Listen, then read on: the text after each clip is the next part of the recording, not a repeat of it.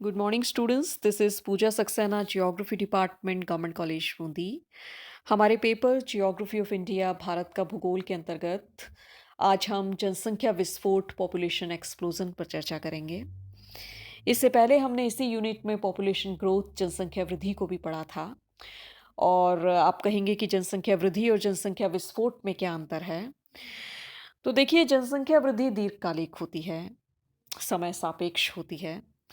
हमने जनसंख्या वृद्धि के वर्षवार आंकड़े देखे, हमने दशकीय जनसंख्या वृद्धि के आंकड़े देखे और जनसंख्या वृद्धि के कारक जो हैं वो जन्म दर और मृत्यु दर के अंतर के आधार पर व्यक्त किए जाते हैं और साथ ही समय विशेष के जो तत्कालीन कारक होते हैं वो भी उस हेतु उत्तरदायी होते हैं। लेकिन जब हम जनसंख्या विस्फोट की बात करते हैं तो जनसंख्या विस्फोट अनायास हो सकता है, अप्रत्याशित हो सकता है और लघुकालिक होता है। साथ ही उसके जो जननिक कारक हैं यानी उसकी जो उत्पत्ति के कारक हैं वो हो सकता है कि इतने प्रत्यक्ष कारक न हो, जैसे कि जनसंख्या वृद्धि के हम देखते हैं जन्म दर और मृत्यु दर के अंतर के आधार पर, यानी बढ़ी हुई जन्म दर और घटती हुई मृत्यु दर के आधार पर विभिन्न ऐसे परोक्ष कारक हैं जो उसे प्रभावित कर सकते हैं।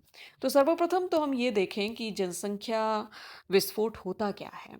उसको यदि हम जनरल डेफिनेशन के रूप में देखें तो the rapid increase in human population over A relatively short period of time is called population explosion. यानी मानव जनसंख्या का लघु अवधि में तेजी से बढ़ जाना, अपेक्षाकृत तेजी से बढ़ जाना जनसंख्या विस्फोट कहलाता है। Due to overall development in various fields like increased health facilities, better living conditions, the quality of life of people has been increased, which had a great impact on growth of population. माना जाता है कि विभिन्न क्षेत्रों में चहुमुखी विकास का होना, स्वास्थ्य सुविधाओं का बढ़ जाना और जीवन के गुणवत्ता के स्तर का बढ़ जाना जैसे कारक जनसंख्या विस्फोट के लिए परोक्ष रूप में उत्तरदायी होते हैं। यदि हम भारत में जनसंख्या विस्फोट की बात करें तो भारत जैसे विकासशील देश में ये कारक प्रत्यक्ष हो सकते हैं, जैसे बेरोजगारी, जनसंख्या का आकार बड़ा होना, गरीबी, निरक्षरता, स्मॉल हेल्थ कंडीशंस यानी स्वास्थ्य सुविधाओं का कम होना जैसे कारक जनसंख्या विस्फोट के लिए उत्तरदायी हो सकते हैं। हम बात करें लीडिंग कॉजेज़ की, प्रमुख कारकों की, तो उसमें हम पहला कारक देखें, देखिए गरीबी यानी पॉवर्टी। पॉवर्टी एक ऐसा कारक है जो लैक ऑफ एजुकेशनल रिसोर्स से जुड़ा है, यानी शिक्षा के साधनों की कमी से जुड़ा है। शिक्षा के साधनों की कमी के चलते पर्याप्त बड़े आकार की जनसंख्या को रोजगार के अवसर न मिल पाना, कार्यशील जनसंख्या का कम होना अंततः गरीबी के रूप में परिलक्षित होता है और वो एक कारक माना जाता है जनसंख्या विस्फोट के लिए। कैसे माना जाता है? जैसे जो यूनाइटेड नेशंस हैं, उसने ये प्रिडिक्ट किया है, उस इस कारक को इतना बड़ा कारक माना है कि उसने ये प्रिडिक्ट किया है that the 48 poorest countries in the world are also likely to be the biggest contributors to population explosion. Their estimates state that the combined population of these countries is likely to balloon to 1.7 billion in 2050 from 850 million in 2010.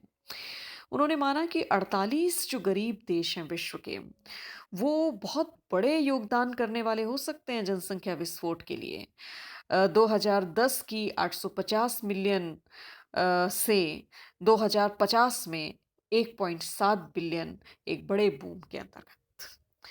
Number two, poor contraceptive use, गर्भ निरोधन के जो साधन हैं उनका उनकी unavailability, उनकी अनुपलब्धता या उनका उनके विषय में जानकारी नहीं होना या उनका इस्तेमाल नहीं करना, वो विकासशील देशों में एक बड़ी समस्या है क्योंकि वो अनएक्सपेक्टेड बर्थ रेट को बढ़ाता है।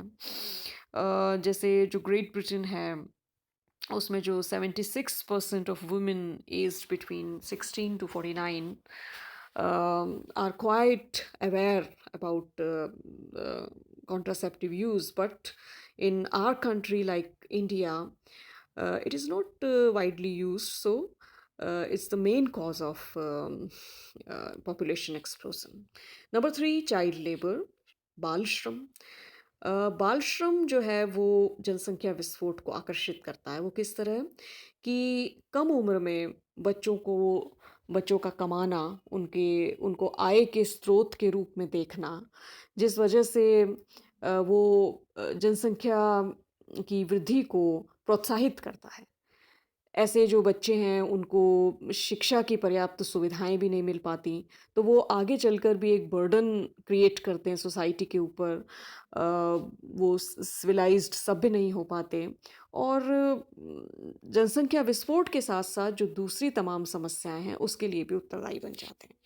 नेक्स्ट हम लेते हैं रिड्यूस्ड मोर्टेलिटी रेट्स, मृत्यु दर का घट जाना. जैसे हमारी मेडिकल टेक्नोलॉजी बहुत एडवांस हो गई है, तो हमने मृत्यु दर पर नियंत्रण पाया है.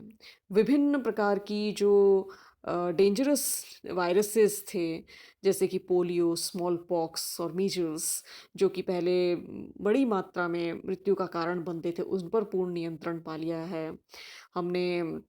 गर्भावस्था के दौरान जो मृत्यु दर थी उस पर भी काबू पा लिया, जन्म के समय होने वाली मृत्यु पर भी काबू पा लिया है. तो उसके चलते भी जनसंख्या बढ़ने लगती है. Next, fertility treatment. हालांकि ये बहुत ही गौण कारक है.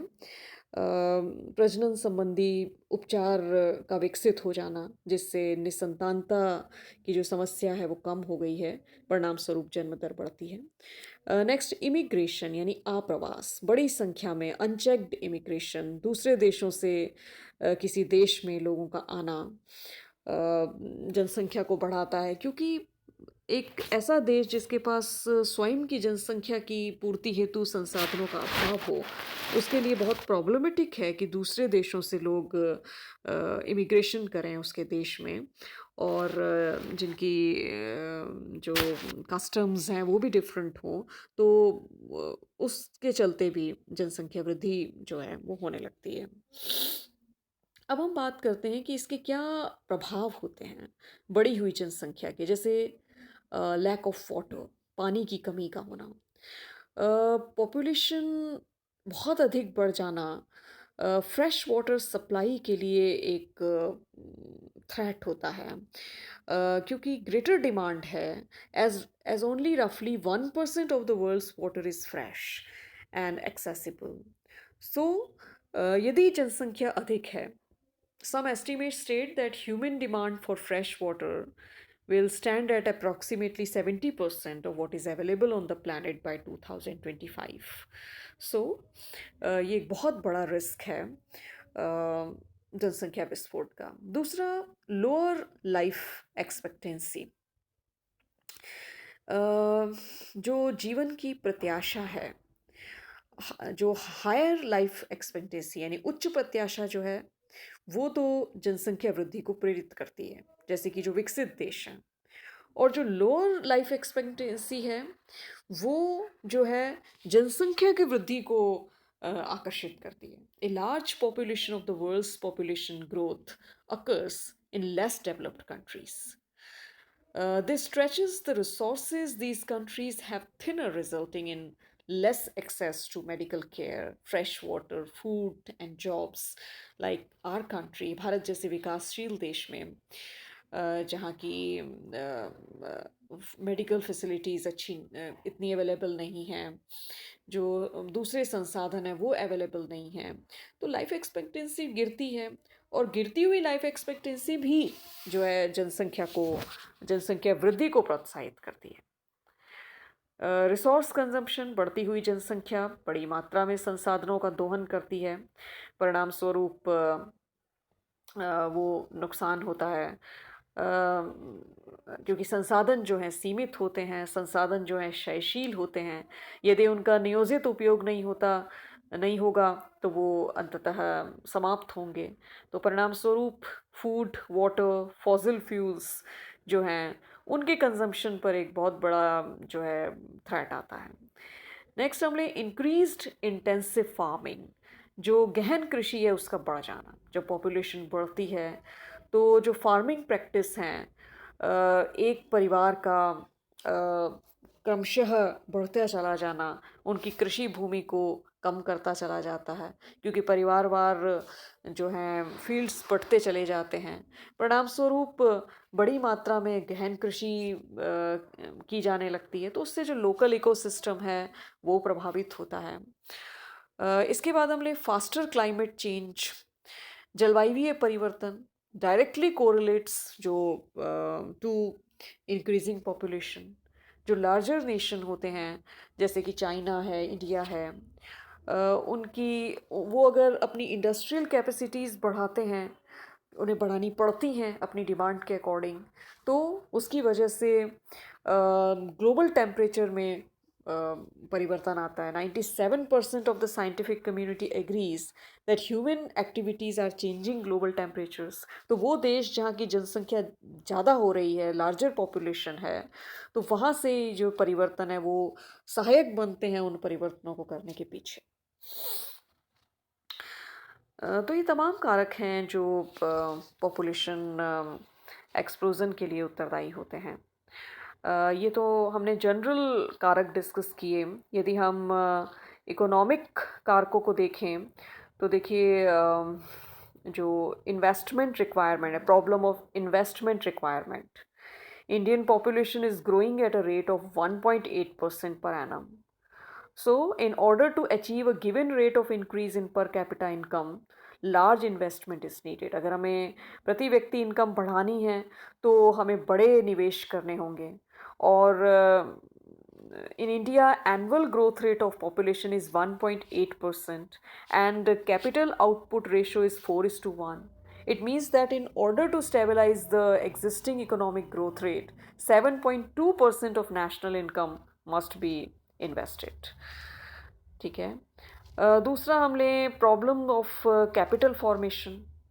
तो जनसंख्या का जो इतना गठन है, कंपोजिशन है, वो अवरुद्ध करता है पूंजी को, क्योंकि उच्च जन्म दर और निम्न प्रत्याशा जो है वो बड़ी मात्रा में टोटल पॉपुलेशन को डिपेंडेंट बना देती है। वैसे तो मानव संसाधन एक एसेट है किसी भी देश के लिए, लेकिन यदि वो हद से ज़्यादा बढ़ जाता है जैसे कि भारत में, तो वो एक लायबिलिटी बन जाता है। In India, 35% of population is composed of persons less than 14 years of age. 14 साल से कम उम्र के बच्चे और 60 साल से अधिक उम्र के वृद्ध जो है वो डिपेंडेंसी है देश के ऊपर। तो परिणाम स्वरूप कैपिटल फॉर्मेशन उससे प्रभावित होता है। फूड प्रॉब्लम, खाद्यान्नों पर दबाव पड़ता है। लो स्टैंडर्ड ऑफ लिविंग, जीवन की गुणवत्ता के स्तर का घट जाना। Rapid growth of population accounts for low standard of living in India. According to Dr. Chandrasekhar, population in India increases by about 1.60 crore. It requires 121 lakh tons of food grains, 1.9 lakh meters of cloth, and 2.6 lakh houses and 52 lakh additional jobs. कि अगर जनसंख्या बढ़ती है तो उसे 121 lakh ton खाद्यान्न चाहिए, 1.9 lakh metre कपड़ा चाहिए, 2.6 लाख मकान चाहिए, 52 से एक्स्ट्रा रोज़गार के साधन चाहिए, 52 लाख। तो तमाम कारक उसके पीछे हैं। तो अनप्रोडक्टिव जो कंज्यूमर्स हैं, अकार्यशील जनसंख्या यदि अधिक है किसी भी देश में तो वो बहुत बड़ा जो है थ्रेट है उस देश के डेवलपमेंट के ऊपर। तो क्या सोल्यूशन हो सकते हैं इस दृष्टि से?